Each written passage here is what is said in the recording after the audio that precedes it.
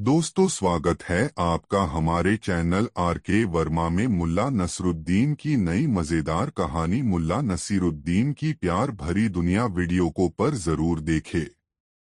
दोस्तों, मुल्ला नसीरुद्दीन को बुखारा में रहते हुए काफी समय बीत चुका था। वह बुखारा के हर वर्ग के लोगों के बीच एक समझदार और जहीन इंसान समझा जाता था। उसके दुर्दिन दूर हो चुके थे। अब तो बुखारा में बिना उसके किसी कार्यक्रम की कल्पना भी नहीं की जा सकती थी। जश्न हो या जलसा, उसमें नसीरुद्दीन को अवश्य आमंत्रण मिलता था। एक शाम मुल्ला नसीरुद्दीन के पास बुखारा के एक रईस के घर से भोजन करने का बुलावा आया। मुल्ला नसीरुद्दीन की पत्नी ने उसे भोज में जाने के लिए प्रेरित किया, क्योंकि उसे यह अरमान था कि समाज में उसके परिवार को प्रतिष्ठा मिले, उसके परिवार का रसूख हो, शानो शौकत हो। इसलिए जब कभी भी ऐसा अवसर आता तब वह मुल्ला नसीरुद्दीन को उसके लिए मानसिक रूप से तैयार करती और खास तौर से उसके कपड़ों का इंतजाम करती। वह देखती कि किस तरह के लोगों के बीच मुल्ला को जाना है। वह अवसर और परिवेश के अनुरूप मुल्ला के लिए वस्त्र निकालती और उन्हें पहनाकर मुल्ला को मुस्कुराकर विदा करती। रईस की दावत में शरीक होने के लिए बेगम ने मुल्ला के लिए शानदार कपड़े निकाले और उसे पहनकर वह रईस के घर जाने के लिए चल पड़ा। रास्ते में उसे बचपन का दोस्त मुस्तफा सामने से आता हुआ दिखा। मुस्तफा को आता हुआ देख मुल्ला बहुत खुश हुआ। उसे अपने गांव की याद हो आई। अपने अब्बू अम्मी याद आए और याद आए बचपन के संगी साथी। नजदीक आने पर मुल्ला अपने दोस्त से लिपट गया और मुदित मन से बोला, खूब मिले मुस्तफा। मुझे तो उम्मीद भी नहीं थी कि बुखारा में तुम्हें देख भी सकूंगा।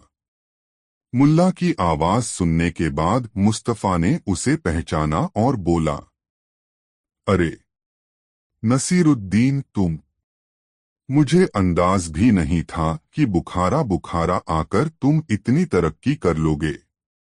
मुझे अब यह एहसास है कि बुखारा का बच्चा चाबच्चा तुम्हें जानता है और तुम्हारी इज्जत करता है।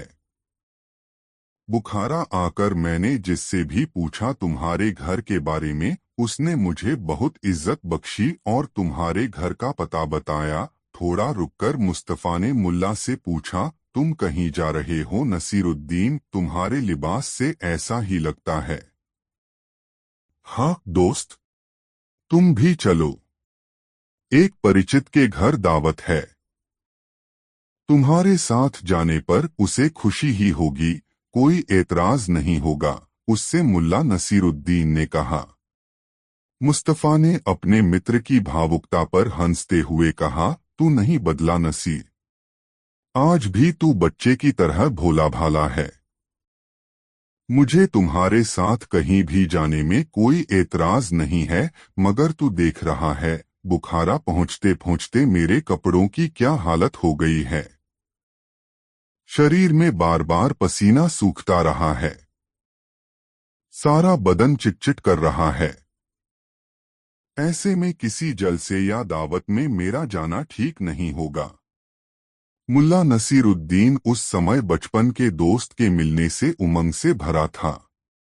उसने बच्चों की तरह लरचते हुए मुस्तफा से कहा, अरे मुस्तफा, इसमें क्या परेशानी है?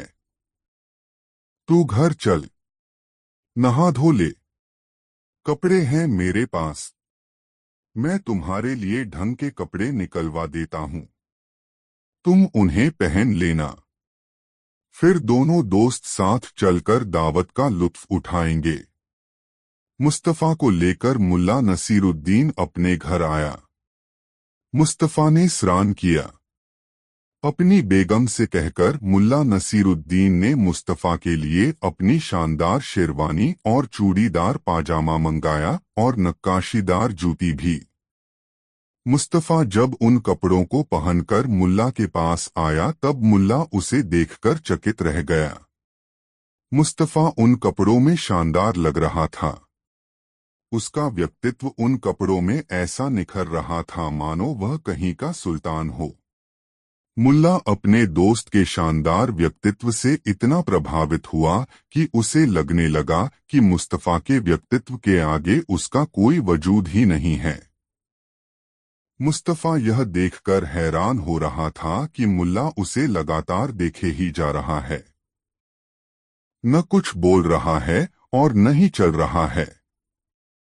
आजिज आकर उसने मुल्ला को टोका, क्या बात है नसीर, तू मुझे देखता ही रहेगा या दावत खाने चलेगा भी? मुस्तफा की आवाज सुनकर नसीरुद्दीन की तंद्रा टूटी और वह सजग होते हुए बोला, सच कहूं मुस्तफा, तुम इन कपड़ों में बहुत फव रहे हो। ऐसा लगता है जैसे तुम कहीं के बादशाह हो। वल्लाह कितना जलाल आ गया है तुम्हारे चेहरे पे। अच्छा रहने भी दे यह कशीदाकारी। चल कहाँ चलना है दावत खाने? मुझे तो भूख लग रही है, मुस्तफा ने कहा। मुल्ला नसीरुद्दीन मुस्तफा को साथ लेकर रईस के घर की तरफ चल पड़ा। रास्ते में एक सेठ से भेंट हो गई। सेठ ने बहुत अदब से पेश आते हुए मुल्ला नसीरुद्दीन से पूछा, क्यों? मुर्तुजा अली के घर दावत पर तो नहीं जा रहे? हाँ सेठ साहब, वहीं जा रहा हूँ। ऐसे मौकों पर इनकार करते बनता ही नहीं है। जाना ही पड़ता है, मुल्ला नसीरुद्दीन ने उत्तर दिया। सेठ ने बातों का सिलसिला आगे बढ़ाते हुए कहा, और जनाब आपके साथ ये कौन है? अरे मैं आपका परिचय ही नहीं करा पाया। ये मेरे बचपन के दोस्त हैं, मेरे अजीज मुस्तफा अली। रही बात इनके कपड़ों की तो वे मेरे ही हैं, मुल्ला नसीरुद्दीन ने बड़ी मासूमियत से कहा। सेठ दुआ सलाम के बाद विदा हो गया और मुल्ला नसीरुद्दीन दावत के लिए मुतुर्जा अली के घर की तरफ चलने लगा तो मुस्तफा उसके साथ आगे जाने को तैयार नहीं हुआ। उसने नाराज होते हुए मुल्ला से कहा, मैं तुम्हारे साथ हरगिज नहीं जाऊंगा। मैं जा रहा हूं तुम्हारे घर। तुम्हारे कपड़े उतारकर अपने वही कपड़े पहन लूंगा और वहीं तुम्हारा इंतजार करूंगा। मुल्ला नसीरुद्दीन भी समझ चुका था कि उससे गलती हुई है।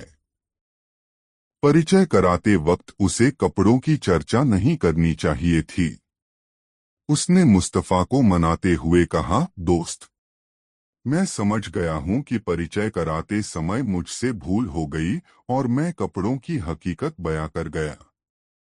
मैं मानता हूं कि मुझे ऐसा नहीं कहना चाहिए था, मगर मेरा विश्वास करो, मैं नहीं जानता कि कैसे यह बात मेरे मुंह से निकल गई। मैं तुम्हें विश्वास दिलाता हूं कि अब ऐसी गलती नहीं होगी। अपनी नाराजगी थूक दो और मुझे माफ कर दो। मुस्तफा ने मुल्ला की बात पर यकीन कर लिया। वे लोग फिर दावत खाने के लिए निकल पड़े। कुछ रास्ता तय हुआ कि रास्ते में एक साहूकार ने मुल्ला नसीरुद्दीन को टोका, अस्सलाम वालेकुम मुल्ला नसीरुद्दीन साहब, अरसे बाद जनाब को देख रहा हूँ। कहिए सब खैरियत तो है न? वालेकुम अस्सलाम इदरीस मियाँ, सब खैरियत है। इनसे मिलिए, ये मेरे बचपन के दोस्त, मेरे अजीज मुस्तफा, पहली बार बुखारा आए हैं मुझसे मिलने। रही बात कपड़ों की तो वे उनके ही हैं।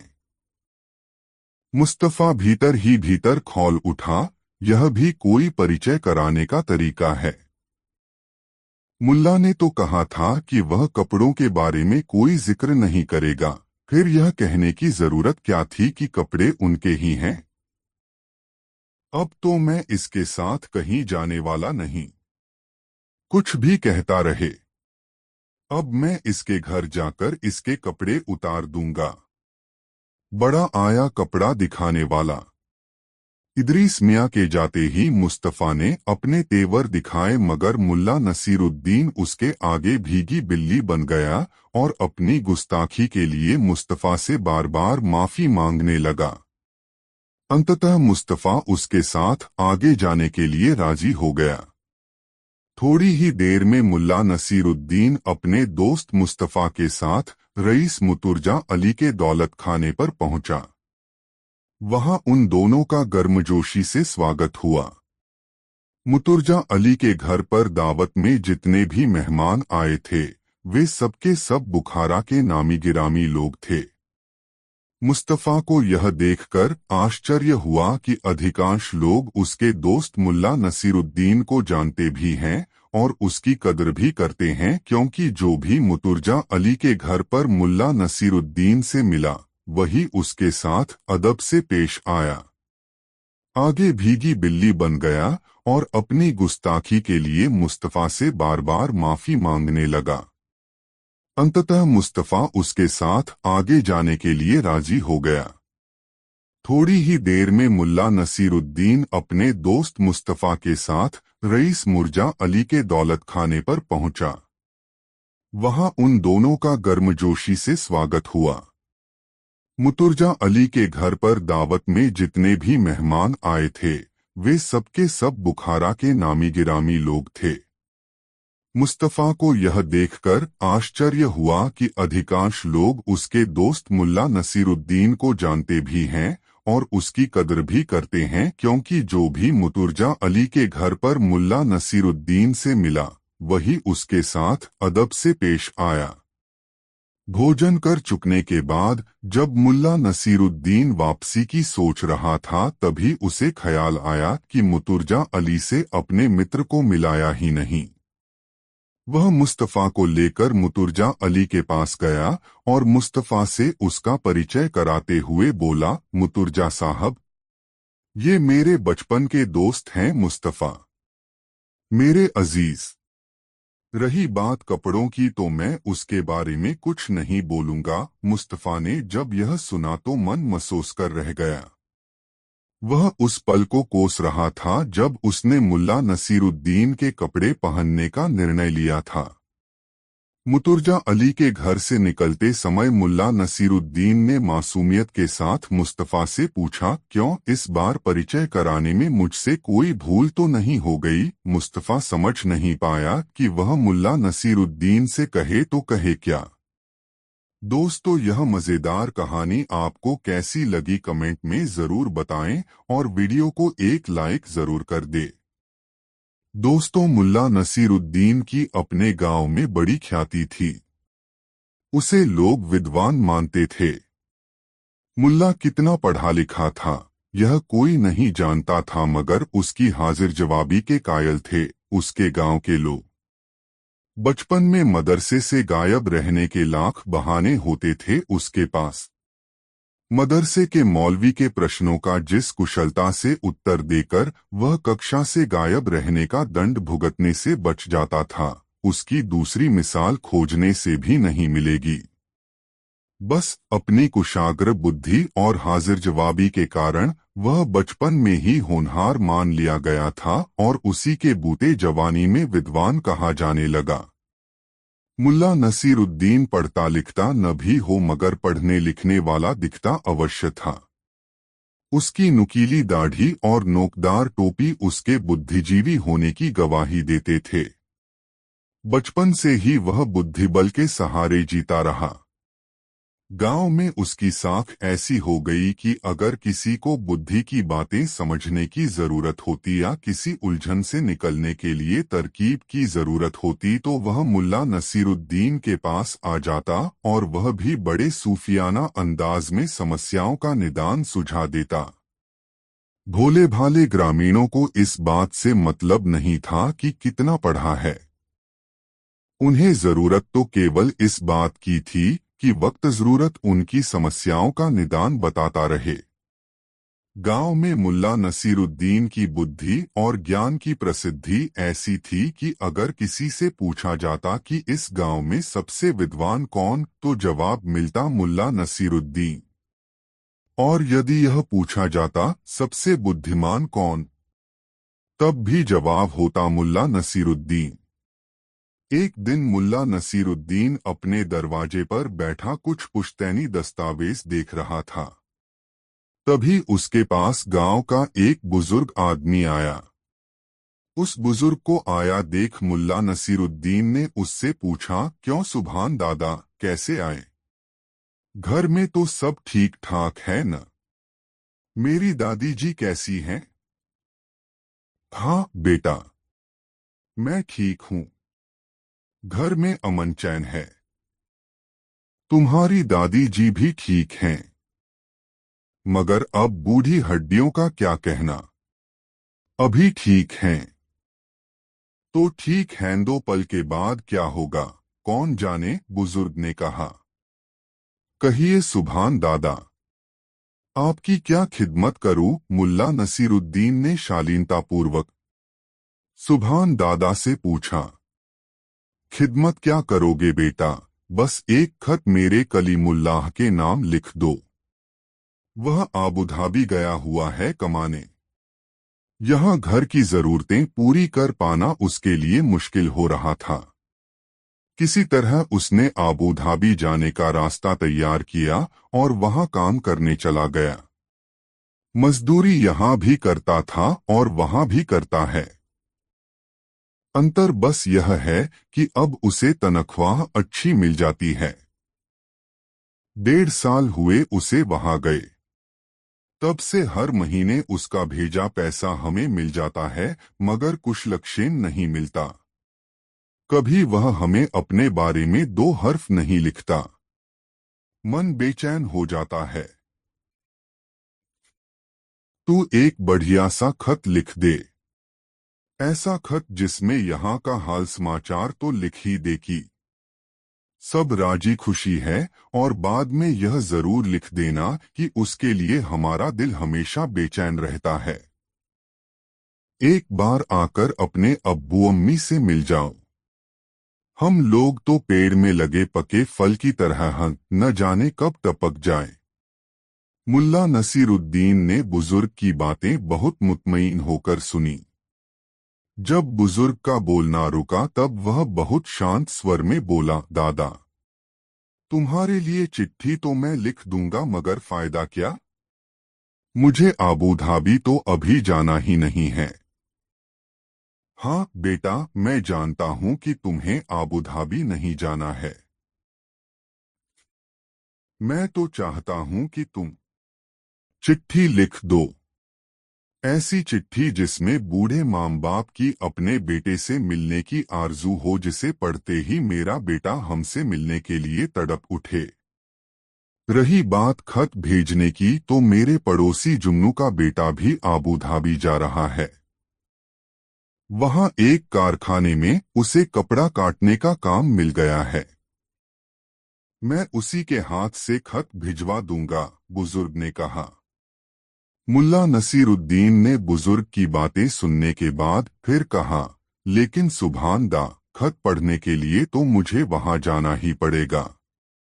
यदि खत मैंने लिखा तो दूसरा पढ़ेगा कौन? अरे बेटा, मेरा कलीमुल्लाह खुद पढ़ा लिखा और बेहद समझदार नौजवान है। तुम बस खत लिख दो, मैं जुन्नू के बेटे के हाथ से वह खत भेज दूंगा। वह खुद पढ़ लेगा तुम्हारा लिखा खत। सुभान दादा ने मुल्ला नसीरुद्दीन की चिरौरी सी करते हुए कहा। अरे सुभान दा, मैं जानता हूँ तुम्हारा बेटा पढ़ा लिखा और होनहार है। मुझे उसके पढ़े लिखे होने पर जरा भी संदेह नहीं है। मजबूरी यह है कि मेरा लिखा कुछ ऐसा होता है कि दूसरे उसे पढ़ ही नहीं सकते। अपना लिखा केवल खुद मैं पढ़ सकता हूँ। इसीलिए तुम्हें बता रहा हूँ कि यदि मैंने खत लिखा तो उसे पढ़ने के लिए मुझे ही आबू धाबी जाना पड़ेगा। इसके अलावा कोई चारा नहीं है। और फिलहाल मुझे आबू धाबी जाने की कोई जरूरत नहीं है। मुल्ला नसीरुद्दीन ने सुभान दादा से कहा और फिर गंभीरता से अपने पुश्तैनी दस्तावेज देखने लगा। वह बुजुर्ग कुछ देर तक मुल्ला नसीरुद्दीन के पास खड़ा रहा, फिर बुदबुदाता हुआ वहां से चल दिया कि ऐसी लिखावट का फायदा ही क्या जिसे दूसरा पढ़ ही नहीं सके। दोस्तों, मुल्ला नसरुद्दीन की यह कहानी आपको कैसी लगी कमेंट में जरूर बताएं। दोस्तों, मुल्ला नसीरुद्दीन बगदाद जा रहा था। रास्ते में वह एक सराय में रुका। सराय में कुछ अफीमची पहले से डेरा जमाए हुए थे। जब मुल्ला नसीरुद्दीन पर उनकी नजर पड़ी तो उन्होंने उसे अपनी चैकड़ी में शामिल कर लिया। पहले तो उनके बीच सामान्य शिष्टाचार की बातें हुईं, फिर धीरे धीरे बातूनी अफीमचियों की बनाई। मुल्ला नसीरुद्दीन के पास उनकी बातें सुनने के अलावा कोई चारा नहीं रहा। उन अफीमचियों में एक व्यक्ति सुल्तानी सेना का सिपाही था। उसने हाकना शुरू कर दिया है। दोस्तों, आज मैं तुम लोगों के बीच हूं। यह तुम लोगों के लिए किस्मत की बात है। जानते हो क्यों? इसलिए कि मैं एक ऐसा सिपाही हूं जिसकी वीरता की गूंज आज भी सुल्तानी सेना में बरकरार है। 5 साल पहले जो युद्ध हुआ था उसकी चर्चा तुम लोगों ने सुनी होगी। उस युद्ध में मैं भी लड़ा था। एक दिन दुश्मनों के सैकड़ों सिपाहियों ने मुझे घेर लिया। मैं जरा भी नहीं डरा। अपने दोनों हाथों में तलवार लेकर मैं दाएं बाएं, आगे पीछे चक्कर घिन्नी की तरह तलवार चलाता रहा और दुश्मनों की गर्दनें कटती रहीं। कचा छपाक खच। थोड़ी देर में ही दुश्मन सेना के सारे सिपाहियों की लाशें युद्धभूमि में बिछ गईं। मुल्ला नसीरुद्दीन अब तक उस सिपाही की बातें बड़े गौर से सुन रहा था। उस सिपाही के चुप होते ही मुल्ला नसीरुद्दीन ने अपनी दाढ़ी सहलाते हुए कहा, मैंने भी एक बार दुश्मन सेना के सिपाही के दोनों पैर तलवार के एक ही प्रहार से उड़ा दिए थे। खचाक। मुल्ला नसीरुद्दीन ने तलवार चलाने का अभिनय करते हुए कहा। अफीमचियों की तंद्रा अचानक टूटी और वे मुल्ला नसीरुद्दीन की तरफ अचरज भरी नजरों से देखने लगे। उनमें से एक ने मुल्ला नसीरुद्दीन से पूछा, क्यों भाई, तुमने सिर क्यों छोड़ दिया? पैर क्यों काट दिए? इसमें कोई राज की बात है तो बताओ। राज की बात क्या खाक होगी? मुल्ला नसीरुद्दीन ने हंसते हुए कहा, अरे भाइयों, मैंने दुश्मन के दोनों पैर इसलिए काटे थे कि उसके सिर पहले ही धड़ से अलग किए जा चुके थे। मुल्ला नसीरुद्दीन की बात सुनकर सभी हंसने लगे। उनको हंसता छोड़कर मुल्ला नसीरुद्दीन अपने कमरे में चला आया। मुल्ला नसीरुद्दीन जब बुखारा में था तब उसकी शोहरत बुलंदियों पर थी। बुखारा के अमीर लोग मुल्ला नसीरुद्दीन की सोहबत पसंद करते थे। जब कभी किसी रईस के घर कोई दावत होती तो वहां से मुल्ला नसीरुद्दीन का बुलावा अवश्य आता। मुल्ला नसीरुद्दीन भी ऐसी दावतों में जाना पसंद करता था क्योंकि इससे कई तरह के लोगों से मिलना जुलना हो जाता था और आसपास घटित हो रही घटनाओं की जानकारी भी मिल जाती थी। एक दिन मुल्ला नसीरुद्दीन को बुखारा के एक बड़े रईस ने अपने घर दावत पर बुलाया। रईस के घर उसके पोते ने जन्म लिया था। पोते के जन्म से रईस बहुत खुश था। उसने बड़ी शान से पोते के जन्म का जश्न मनाने का फैसला किया था। इसलिए दावत में हर तरह के पकवान का इंतजाम उसने किया था। इस व्यवस्था के साथ ही उसने इस दावत में बुखारा के सभी नामी गिरामी लोगों को बुलावा भेजा था तथा मुल्ला नसीरुद्दीन जैसे लोगों से खुद मिलकर गुजारिश कर आया था कि वह उसके घर दावत में जरूर आए। दावत के समय जब मुल्ला नसीरुद्दीन रईस के घर पहुंचा, उस समय तक रईस के लगभग सभी अतिथि वहां आ चुके थे। अतिथियों के बीच मुल्ला नसीरुद्दीन अपनी पतली लंबी दाढ़ी और अपनी नोकदार टोपी के कारण सबके आकर्षण का केंद्र बना हुआ था। लोग चैकडियों में खड़े बातें कर रहे थे। रईस के आग्रह पर दावत आरंभ हुई। दावत के दौरान रईस ने अपनी दौलत का हर संभव प्रदर्शन किया था। सोने की थाली, चांदी के कटोरे, सोने के चम्मच का दावत के दौरान भरपूर उपयोग हुआ था। मुल्ला नसीरुद्दीन के आगे वाली पांत में भोजन करने के लिए एक नीली शेरवानी वाला आदमी बैठा हुआ था। मुल्ला नसीरुद्दीन ने देखा कि उसने सोने का एक चम्मच, जिसके बेंट पर हीरे जड़े हुए थे, अपने बाएं हाथ से उठाया और इधर-उधर देखते हुए उस चम्मच को चुपके से शेरवानी की बाईं जेब के हवाले कर दिया।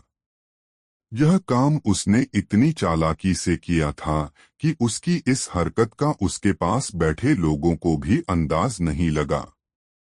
मुल्ला नसीरुद्दीन उस व्यक्ति पर अपनी निगाहें टिकाए रहा। जब पांत में बैठे लोगों का भोजन समाप्त हो गया, तब मुल्ला नसीरुद्दीन अपनी जगह से उठा और अपनी दाढ़ी सहलाता हुआ बड़े ही नाटकीय ढंग से बोला, अजीज दोस्तों, मैं मुल्ला नसीरुद्दीन हैं। कुछ दिन पहले मैं चीन के एक जादूगर का मेहमान था। मैंने जादूगर से कुछ रोचक और रोमांचक जादू सीखी है। खुशी के इस मौके पर मैं चाहता हूं कि आप लोगों को अपना जादू दिखाऊं। लोगों को भला क्या एतराज हो सकता था। सबने एक स्वर से मुल्ला नसीरुद्दीन को जादू दिखाने के लिए कहा।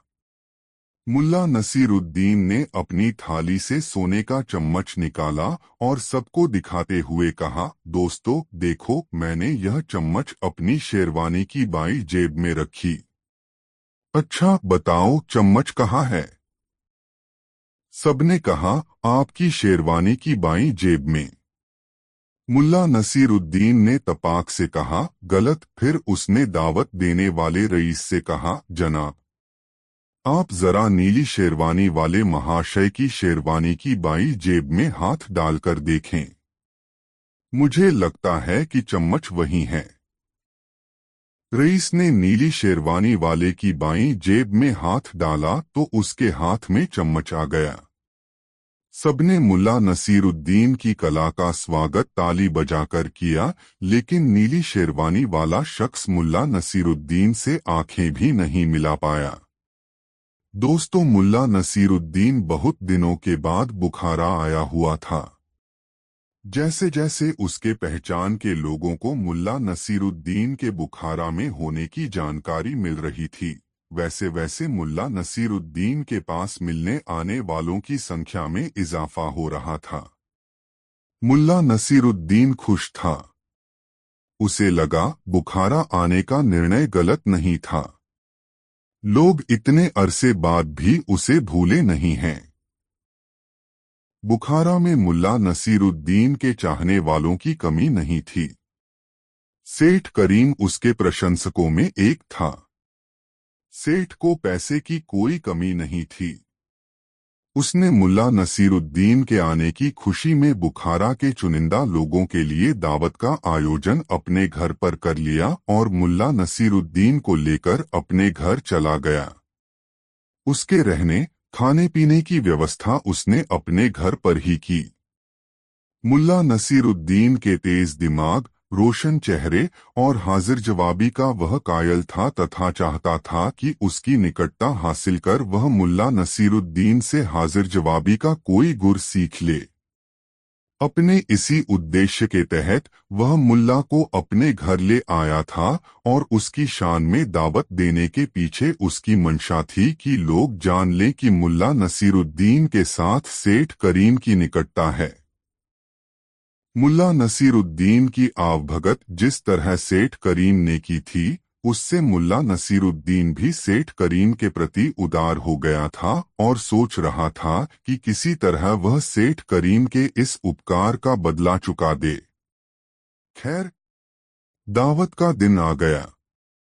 सेठ करीम के घर को दावत के ख्याल से खूब सजाया गया था। लोगों को बैठाने और जिमाने के लिए जगह जगह पर खिदमतगार खड़े थे। इतनी चाकचौबंद व्यवस्था थी कि कोई चूक निकालना मुश्किल था। अतिथि आने लगे थे। भोजन परोसे जाने में अभी देरी थी। मुल्ला नसीरुद्दीन को एक ऊंचे तख्त पर बैठाया गया था ताकि दावत में आने वाला हर शख्स उसे देख सके कि यही वह शख्स है जिसकी शान में सेठ करीम ने इतनी बड़ी दावत दी है। मुल्ला नसीरुद्दीन उस तख्त पर बैठकर आने वाले अतिथि को देख सकता था। उसने दरवाजे से एक गोलमटोल से आदमी को प्रवेश करते देखा। देखने में काफी संपन्न दिख रहे इस व्यक्ति ने कीमती और सजीला लिबास पहन रखा था। उसकी चाल में विशेष किस्म की अकड़ थी तथा उसकी मूंछ बड़ी रोबीली थी। सेठ करीम ने जब उस शख्स को देखा तो खुद उठकर उसकी अगवानी की और उसे एक गद्देदार तख्त पर बैठाया जिस पर पहले से ही गावत किए रखे हुए थे। मुल्ला ने उस व्यक्ति को देखकर अनुमान लगाया कि जरूर यह सेठ करीम का कोई रिश्तेदार होगा, अन्यथा यह खुद आगे बढ़कर उसकी अगवानी नहीं करता। थोड़ी ही देर के बाद सेठ करीम उस व्यक्ति को साथ लेकर मुल्ला नसीरुद्दीन के पास आया तथा उससे मुल्ला का परिचय कराते हुए कहा, ये हमारे बड़े बहनोई हैं रहमत अली। बड़े ही रसूख वाले इंसान हैं। पूरे बुखारा में इनके जैसी साख वाला कोई व्यापारी नहीं है। जुबान पर लाख करोड़ का हिसाब रहता है और इशारों पर करोड़ों की लेन देन हो जाती है। औपचारिकतावश मुल्ला नसीरुद्दीन अपने तख्त से उठा और रहमत अली का अभिवादन किया। भोजन से पहले जलपान परोसा जाने लगा। मुल्ला नसीरुद्दीन ने गौर किया कि भुने हुए काजू, पिस्ता और अखरोट से लोग मुट्ठियां भरने में लग गए हैं। मुल्ला के पास भी एक तश्तरी में भुने हुए मेवे आ गए और मुल्ला एक एक दाना उछालकर अपने मुंह में डालने लगा तथा आसपास के बदले हुए माहौल को देखने महसूसने में मग्न हो गया। लोग सूखे मेवों पर टूट से पड़े थे। तभी मुल्ला की नजर दूर बैठे रहमत अली पर पड़ी। रहमत अली मेवा खा भी रहा था और अपनी शेरवानी के आगे वाली जेबों में लोगों की नजर बचाकर मुट्ठी भर भर कर मेवा ठूंस भी रहा था। वह जहां बैठा था वह जगह ऐसी थी जहां पर आम अतिथियों की नजर नहीं पड़ सकती थी। बहुत देर तक मुल्ला नसीरुद्दीन बैठकर रहमत अली की कारगुजारी देखता रहा। जब जलपान समाप्त हो गया तब रहमत अली हाथ धोने के लिए अपने स्थान से उठा और दूसरी तरफ से मुल्ला नसीरुद्दीन भी उसके पास आ गया। जिस समय रहमत अली अपना हाथ धो रहा था उसी समय पानी का एक बर्तन उठाकर मुल्ला नसीरुद्दीन ने रहमत अली की शेरवानी की आगे वाली जेब में पानी डालना शुरू कर दिया। रहमत अली कुछ समझता कि मुल्ला नसीरुद्दीन ने एक जेब छोड़कर दूसरी जेब में भी पानी डालना शुरू कर दिया। मुल्ला नसीरुद्दीन की इस कारगुजारी पर रहमत अली मुल्ला को डांटने लगा, अरे तुम्हारा दिमाग खराब हो गया है क्या? तुमने तो मेरी शेरवानी ही खराब कर डाली।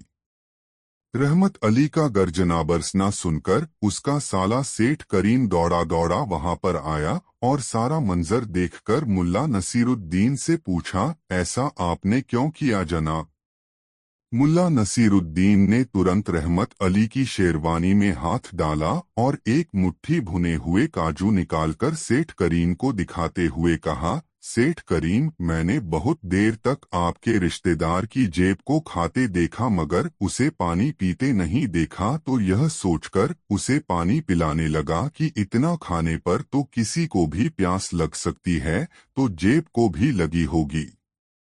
मुल्ला नसीरुद्दीन की मासूमियत से कही गई बात सुनकर वहां मौजूद लोग हंसने लगे और रहमत अली की हालत ऐसी हो गई कि काटो तो खून नहीं।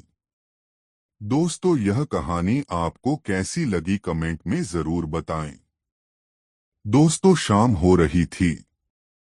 तालाब के किनारे एक मंच बना दिया गया था जिस पर यथासमय अमीर को आकर बैठना था। वे यह नजारा अपनी आंखों से देखना चाहते थे। बोरे महल से रवाना कर दिए गए।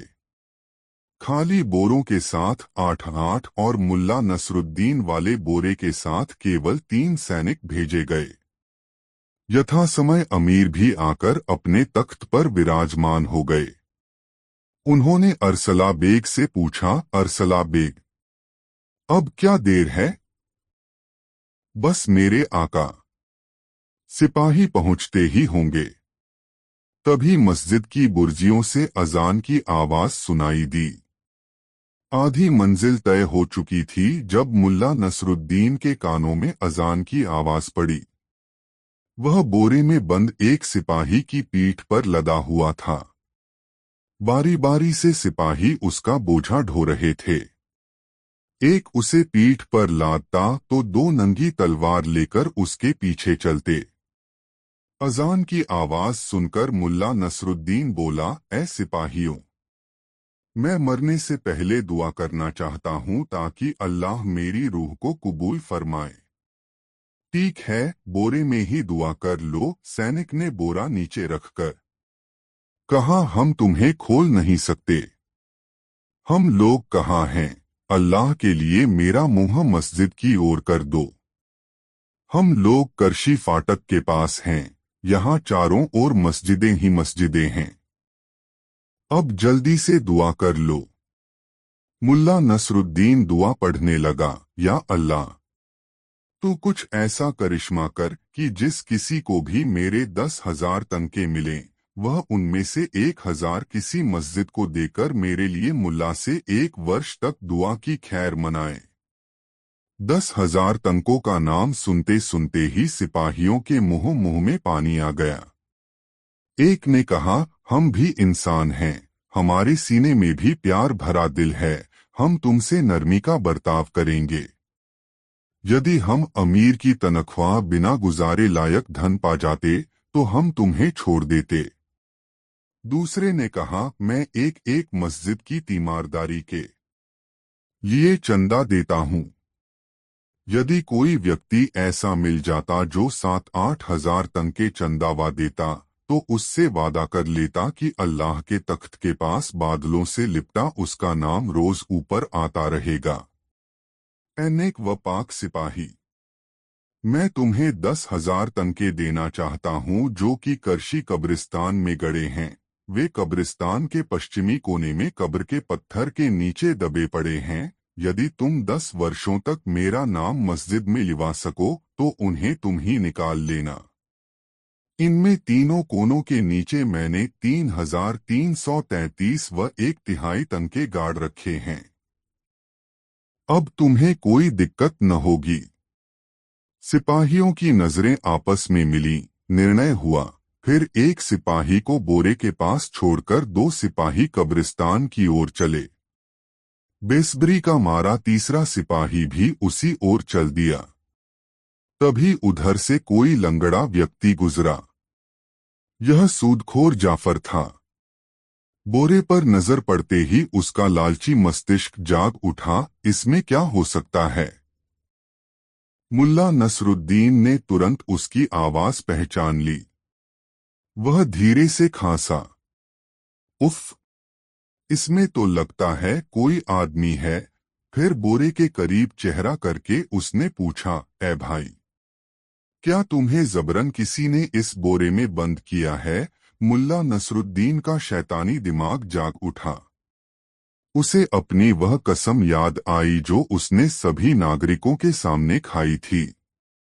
सूदखोर जाफर को उसी तालाब में डूबोकर मारूंगा। वह बोला, अरे भले आदमी, क्या मैं 600 तनके इसलिए खर्च करूंगा कि कोई मुझे बोरे में बंद कर दे? 600 तनके? क्यों खर्च किए तुमने 600 तनके? पहले वादा करो कि मेरी पूरी कहानी सुनोगे। मैं वादा करता हूं भाई। यह बोरा 1 अरब से मैंने इसलिए किराए पर लिया था क्योंकि मैं लंगड़ा, काणा व कुबड़ा हूं। मेरी प्रेमिका का बाप मुझे पसंद कर सके, इसलिए मैं इस बोरे में बंद हो गया। इस बोरे की खासियत यह है कि इसमें 4 घंटे बंद रहकर कोई भी आदमी विकार रहित और सुंदर हो जाता है। अब मुझे ही देख लो, मैं बिल्कुल ठीक और खूबसूरत हो गया हूँ। मैं चाहता तो 2 घंटे के लिए किसी को इस बोरे में साझी कर लेता तो मेरे 300 तंके बच जाते, क्योंकि मैं तो 2 घंटे में ही बाका जवान हो गया हूँ। खैर, 86 तंकों की अब मुझे कोई परवाह नहीं। इसका इलाज कब्रिस्तान के पास ही होता है। अरब ने मुझे बताया था कि अकेला होने पर 3 जिन्न आकर पूछेंगे कि बता 10,000 तंके कहाँ हैं। उत्तर में मुझे कहना होगा, तांबे जैसी ढाल है जिसकी, उसका माथा तांबे का, उकाब के दर पर उल्लू। ए जिन्न, तू पता पूछता है का जो तूने नहीं छिपाई, इसलिए पलट व चूम नात उसकी दूं। जैसा अरब ने कहा था वैसा ही हुआ। अब मैं बिल्कुल ठीक ठीक हूँ। रकम अब तुम यहाँ से चलते बनो, मेरी कहानी खत्म। ए नेक इंसान, मैं भी बिल्कुल वैसा हूँ जैसे तुम थे। मैं भी सुंदर होना चाहता हूँ। क्या 300 तंके में यह बोरा तुम मुझे नहीं दे सकते? दे सकता हूँ, लेकिन रकम पेशगी देनी होनी। हो सकता है ठीक होने के बाद तुम मुकर जाओ। बेशक बेशक पेशगी ले लो। उसने जल्दी जल्दी बोरे का मुंह खोला। मुल्ला नसरुद्दीन खटाक से बाहर आ गया। जाफर ने उसे एक थैली थमाई और बड़ी बेताबी से बोरे में घुस गया। जल्दबाजी और उतावलेपन में उसने यह भी नहीं देखा कि बे बोरे में से कौन निकला है और उसने 300 तंकों की थैली किसे थमाई है। उतनी ही तेजी से मुल्ला नसरुद्दीन ने बोरे का मुंह बांधा और लपककर एक पेड़ की ओट में जा छिपा। वह छिपा ही था कि सिपाही क्रोध से पांव पटकते हुए वहां आ पहुंचे। उनके चेहरे क्रोध से तमतमा रहे थे। आते ही वे बोरे पर पिल पड़े। है बेहिसाब ठोकरें उन्होंने बोरे में बैठे जाफर पर रसीद कर दी। वे बोले, क्यों बे चालबाज, तेरी यह मजाल, हमें चकमा देना चाहता था, दगाबाज। अंदर बैठा जाफर किसी मंत्र की भांति वह सब बोल रहा था जो मुल्ला नसरुद्दीन ने उसे बताया ढाया था। उसकी उलझुलूल बकवास सुनकर सिपाहियों को अधिक क्रोध आ गया और वे तबीयत से उसकी धुनाई करने लगे। अबे गीदड़ की औलाद, हमें बेवकूफ बनाकर भागना चाहता था। जाफर अपनी हाके जा रहा था और सिपाही क्रोध में भरकर उसकी कुटाई कर रहे थे। अंत में जब सिपाही थक गए तो उसे कंधे पर लादकर चल दिए। अब मुल्ला नसरुद्दीन ओट से बाहर निकला। उसने एक नहर रपर पर हाथ मुंह धोए और रमस्ती में एक ओर चल दिया, खुली हवाया में आजादी की सांसें लेता हुआ। कुछ देर बाद सिपाहियों ने तालाब के किनारे मंच की सीढ़ियों पर चढ़कर बोरा बेरहमी से एक ओर पटक दिया। तभी जाफर भीतर से कराहा, अरे भाई जिन्न, जरा संभल कर, अगर इस प्रकार बोरा पटकोगे तो मेरी तो हड्डी पसलियां ही टूट जाएंगी। पाक शेख तुरखान के तालाब की तह में जाकर तू शीघ्र ही ठीक हो जाएगा। वहां काफी शोर शराबा मचा हुआ था। आवाजों के बीच अमीर बख्तियार व अरसला बेग की आवाजें पहचानकर जाफर घबरा गया। अल्हम्दुलिल्लाह, बुखारा के अमीर आजम के हुक्म से कुफ्र फैलाने वाला मलंजुन बदमाश, अमन की शांति भंग करने वाला, फूट डालने वाला मुल्ला नसरुद्दीन पानी में डुबोया जा रहा है।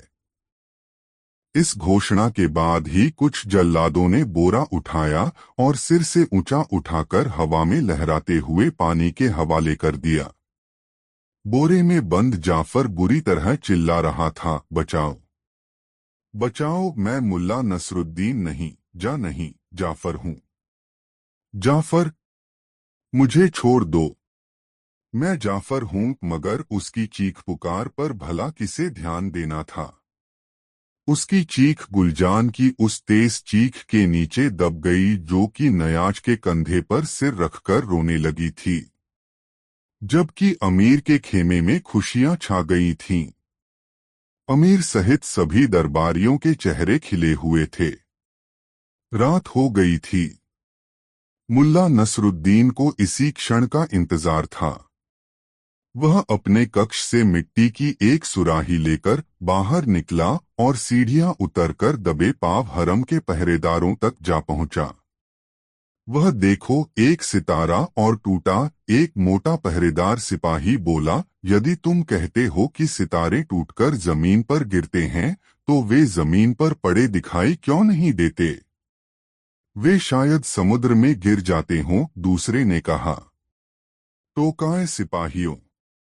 तभी मुल्ला नसरुद्दीन ने टोका, ख्वाजासरा, पहरेदार हिजड़े को बुलाओ, मैं अमीर की नई रखैल के लिए दवा लाया हूँ। खबर मिलते ही ख्वाजासरा दौड़ता हुआ आया। उसने बड़ी ही सावधानी से सुराही थाम ली। उसमें सफेद खड़िया का पानी था।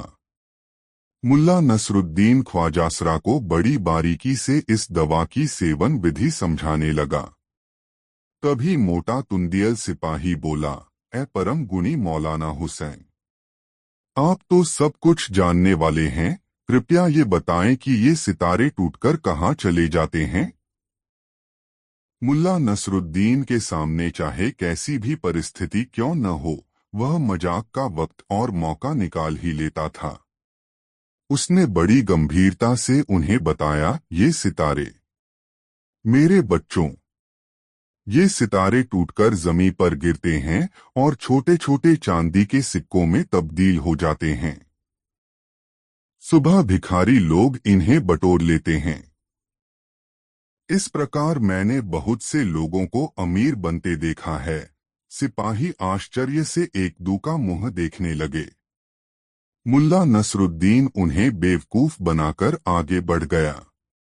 उसे इस बात का बिल्कुल पता न था कि यह मूर्खतापूर्ण तुक्का भविष्य में उसके लिए बड़ा ही कारगर साबित होने वाला है। वह अपनी मीनार पर चला गया। करीब आधी रात को वह अपनी मीनार से फिर नीचे उतरा और दबे पांव अमीर के शयनकक्ष की ओर बढ़ने लगा। उसका विचार था कि पहरेदार अब तक सो गए होंगे, मगर ऐसा नहीं था। कक्ष के करीब जाने पर उसे कुछ फुसफुसाहटें सुनाई दी। काश, एक पहरेदार कह रहा था, काश यहां भी कोई सितारा टूटकर गिर जाता तो हम भी अमीर बन जाते। भाई, मुझे तो इस बात में कुछ दम नजर नहीं आता। अरे भाई, विश्वास कर, बगदाद के आलिम ने यही कहा था। उनका इल्म बहुत गहरा है, क्या इतनी सी बात के लिए वे गलत कहेंगे? बात तो ठीक है। उनकी बातें सुनकर मुल्ला नसरुद्दीन के दिमाग में तुरंत एक विचार कौंधा।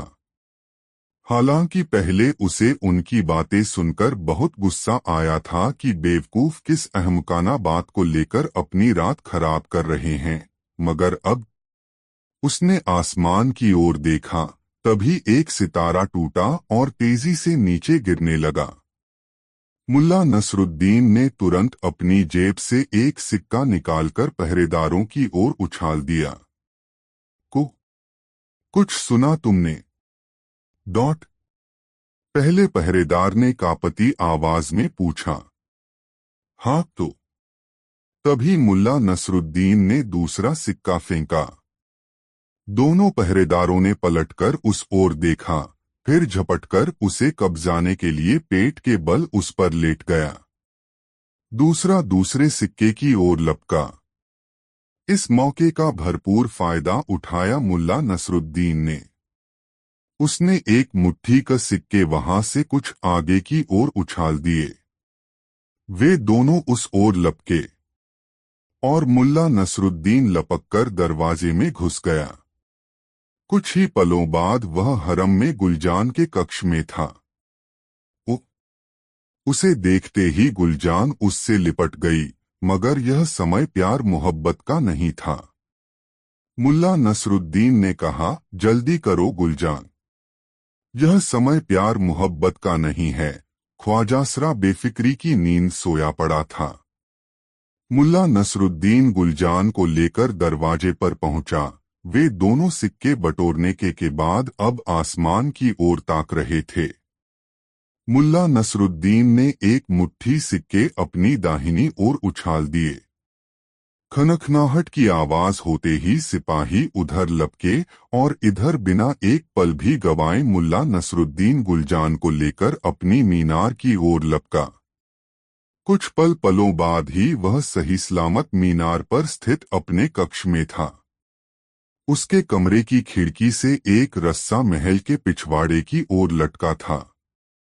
उसने गुलजान को समझाया कि उसे क्या करना है, मगर इतनी ऊंचाई से गुलजान घबराई। घबराओ मत गुलजान, कुछ नहीं होगा, बड़ी मुश्किल से समझा बुझाकर उसने गुलजान को रस्सी के सहारे उतार दिया।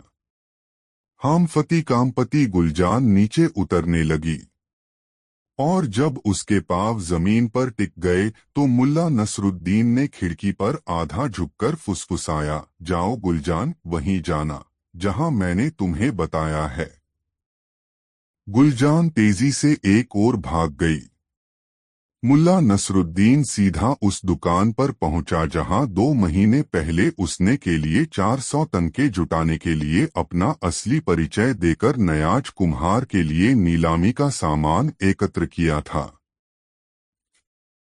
उसी दिन से चाय वाले ने दोस्ती गांठ ली थी। से मुल्ला नसरुद्दीन से तुंदियल। उचित अवसर देखकर मुल्ला नसरुद्दीन ने उसे पुकारा। अली। अली ने चौंककर द्वार की ओर देखा। सामने खड़ी एक स्त्री को देखकर वह हकबकाया। सामने तो एक औरत खड़ी है, फिर यह मर्दाना आवाज कहां से आई? बुरके में से मुल्ला नसरुद्दीन पुनः बोला, अली, तुमने मुझे पहचाना? नहीं। अल्लाह के बंदे, मुझे यूं न घूरो। क्या तुम्हें जासूसों की आशंका नहीं है? मैं हूं। मैं। और फिर चारों ओर से नजरें बचाकर चाय वाला उसे चायखाने के पिछवाड़े एक भंडार में ले गया। वहां खाली केतलियां तथा ईंधन आदि रखा था। एकदम शांति थी वहां। धीरे से मुल्ला नसरुद्दीन फुसफुसाया, अली, मेरे गधे को तुम अपने पास रख लो। तुम इसे खिलाना पिलाना व तैयार रखना। मुझे कभी भी इसकी आवश्यकता पड़ सकती है। मैं आकर ले जाऊंगा। किसी को भी मेरा भेद पता नहीं लगना चाहिए।